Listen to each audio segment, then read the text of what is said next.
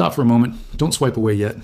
Because if your wealth is parked in the wrong place right now, you could wake up one ordinary morning to discover that the rules have shifted quietly and you were never asked for permission.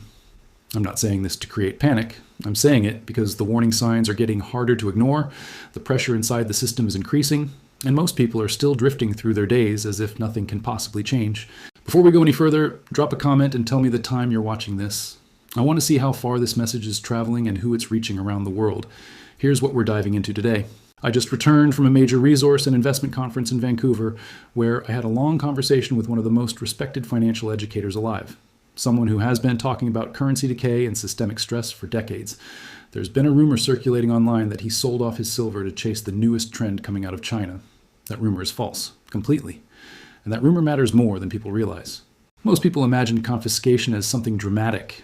A knock at the door, officials in uniform, boxes being carried away. That's not how it usually works. In the real world, confiscation often looks boring. It looks like a form, a regulation, a temporary policy that never expires. A tax that slowly makes ownership irrational. A banking rule that turns your own money into something you need permission to use. That's why the silver rumor isn't gossip, it's psychology. If you can convince people that experienced veterans are abandoning ship, you can trigger fear. And fear creates stampedes. And stampedes are how wealth changes hands. So let me ask you something, and I want honest answers in the comments. What do you believe is the biggest risk to your money right now? A market crash, inflation, or government rules? Your answer reveals how you think. And it also reveals the kind of mistake you're most likely to make next. When he described silver as the metal of the future, my mind went immediately to something most investors never bother to examine: where silver actually ends up. Silver isn't just a coin or a bar, it's a chemistry metal. It's embedded in electronics as a conductor. It's used in soldering and industrial bonding. And yes, it's critical in solar technology, where tiny amounts per panel translate into massive demand at scale. That means silver demand isn't just about investors chasing charts. It's about factories that require reliable, ongoing supply. And the supply side isn't elastic. Silver is often mined as a byproduct of other metals, which means production doesn't suddenly surge just because prices rise. New mines take years to permit, finance, build, and operate.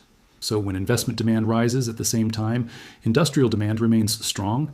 The result isn't a gentle rally. It's a shortage narrative. And shortages make governments uncomfortable because shortages create anger. I'm not claiming to predict the future. I'm saying the structure already exists, and that's why he treats silver as something you grow into owning, not something you trade like a meme stock. Let's clear up a common misunderstanding while we're here. People love to argue online that silver is more scarce than gold. That debate misses the point. There may be more silver in the Earth's crust, but a large portion of silver gets consumed and dispersed in ways that aren't economical to recover. Gold, by contrast, is hoarded. It sits in vaults, jewelry boxes, and reserves. So when you focus on investable, above-ground supply, silver can feel tight in ways gold often doesn't. That tightness is why silver can move violently. And that volatility is both opportunity and danger. When he mentioned storing metals outside his home country, the room reacted in mixed ways. Some heard paranoia. I heard jurisdiction management. Because the first rule of protecting wealth is accepting an uncomfortable truth. You don't truly own what you can't keep, and you can't keep what you can't control. Whether you choose domestic storage, private vaults, or international options, the point is having a plan that doesn't rely on hope. Hope is not a strategy. People kept asking about confiscation as if it were theoretical. It isn't. History already answered that question. The US restricted private gold ownership in the 1930s. Other nations have trapped capital during crises. Banks have executed bail-ins. And modern digital payment systems make enforcement faster than ever. Limits on transfers, withdrawals, and even purchases. Not a movie scene, a software update. That's what makes this era different. Speed. So when he says he doesn't trust governments, you don't need to agree with his politics to understand the risk logic. When systems are stressed, policymakers protect the system first, not the individual. In Canada specifically, there was quiet discussion about the fact that the country holds almost no official gold reserves compared to peers. That's not an insult. It's simply a legacy of past policy decisions. But it raises a question. If confidence ever cracks, what does the public rally around? Reserve assets aren't just accounting entries, they're psychological anchors. He used strong political language. I'm going to keep this grounded. The real issue is math. Debt servicing costs money, aging populations cost money, infrastructure costs money, and voters resist spending cuts. The easiest path is expanding taxation, starting with what's visible. Homes are visible, payroll is visible, brokerage accounts are visible, retirement accounts are visible, Metals stay less visible until rules change. So if you've been treating metals as an invisibility cloak, be careful. Privacy requires discipline in storage, disclosure, documentation, and even what you post online. Yes, people have exposed themselves with selfies. Social tension ties directly into money. When societies fracture, every economic issue becomes moralized. Prices rise and someone becomes the villain. Rents rise and greed is blamed. Taxes rise and dissent is labeled selfishness. Once money becomes moral theater, policy turns punitive.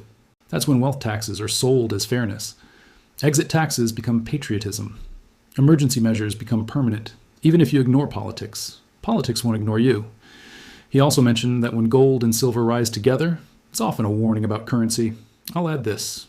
When multiple real assets rise simultaneously while wages lag, public anger grows. Angry publics demand radical solutions. That loop repeats throughout history. He criticized holding excess cash, and he's right. You need liquidity, but you don't want to die in cash. Inflation doesn't need to explode to damage you. Slow erosion over several years can quietly erase a decade of effort. Keep liquidity, don't worship it. On education, I'll be blunt. A degree isn't a life raft. It's a tool, and tools are only valuable if they build something useful. Buying credentials with debt while ignoring the skills market is dangerous, especially in a world where AI can write, code, design, and analyze. The winners won't be the ones with the fanciest certificates. They'll be the ones who can direct systems, sell outcomes, and adapt. If you're young, build durable skills, build networks, and build assets gradually. Now let's talk about wealth taxes. Whether specific proposals pass or not, the direction is obvious. Governments are redefining what counts as wealth. Once defined, it can be taxed. That's why high earners migrate, not because they hate paying taxes, but because they understand arithmetic. Let me ask another question. If you had to choose, would you rather hold more of your net worth in property or in portable assets like metals and digital value, and why? Back to the question everyone asked, where do we go? He said, get out of high pressure zones. Translation, places with high costs, high taxes, heavy regulation, and social tension. Policy experiments happen there first, and surprises follow. Creating optionality matters, a second residency, another banking relationship, an alternate income stream. Small adjustments reduce risk. But don't romanticize offshore strategies. They bring complexity, costs, and compliance obligations. The goal isn't escape. The goal is not being trapped. Now let's address the rumor directly. He said he never sold his silver, not even close. In fact, he mentioned buying over 1,000 ounces when prices were lower, casually, without hype. Buy, hold, don't sell. He called silver the metal of the future. Not emotionally, but structurally. It sits at the intersection of money and necessity. When people panic, they want something hard. When industries grow, they need something functional. Silver lives in that overlap. Someone asked if he'd buy at current prices. He warned about greed. Don't keep pressing your luck until it breaks you. That answer wasn't bullish. It was survivable. He stores his metal offshore because he doesn't trust governments. That's not paranoia. That's incentives. Confiscation doesn't announce itself. It creeps. The conversation returned to Canada. Resource rich, yes, but policy still determines pressure. He talked about taxation expanding, income, gains, property unrealized gains, collectibles, inherited assets. Normalization happens quietly. Then he pivoted to social fracture. History repeats not because people are dumb, but because they're emotional. Tribes form. Economics becomes a weapon. Institutions turn inward. I don't like using the term civil war. It freezes people. A better frame is trust collapse in currency, media, institutions, and neighbors. When trust collapses, hoarding begins. Governments respond with control. Same result, volatility, restrictions, surprise rules. He watches gold and silver moving together as a signal. Not perfect correlation, but when real assets rise together, it often signals weakening confidence in money. Deficits don't need crashes. Slow bleeding works just fine.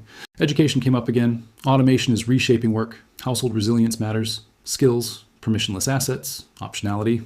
Wealthy people move early. They position before headlines. He talked about global conflict risk, spending, deficits, currency weakness, hard assets. One loop feeding another. Here's the real cliffhanger. What if confiscation is slow? What if it's inflation? What if it's reporting rules? What if privacy becomes a paid luxury? These aren't fantasies. They're mechanisms. So what do? We simplify. Layer 1, skills and income. Layer 2, liquidity and emergencies. Layer 3, hard assets and system diversification. Layer 4, community. Isolation is expensive. AI fakes came up at the end, not as comedy, but warning. When truth gets blurry, decision-making must slow down, verify, think in probabilities. Use frameworks, not predictions. Silver can matter, if handled responsibly. Gold matters, if regulation is understood. Digital assets matter, if custody and volatility are respected. Real estate matters, if taxes and cycles are survivable. And the dollar can stay dominant while still buying less. Don't let anyone push you into a single bet. Don't let anyone convince you doing nothing is safe. Doing nothing is still a bet, and history is ruthless to that bet. If this helped, subscribe so you don't miss what's next. Check the description for bonus links, the premium WhatsApp channel, and channel membership. Member-only content goes deeper with more research and fewer surface-level takes. I'm John A.G. This is education, not advice. Think independently. Do your own homework. And if you need personalized guidance, speak with a qualified professional.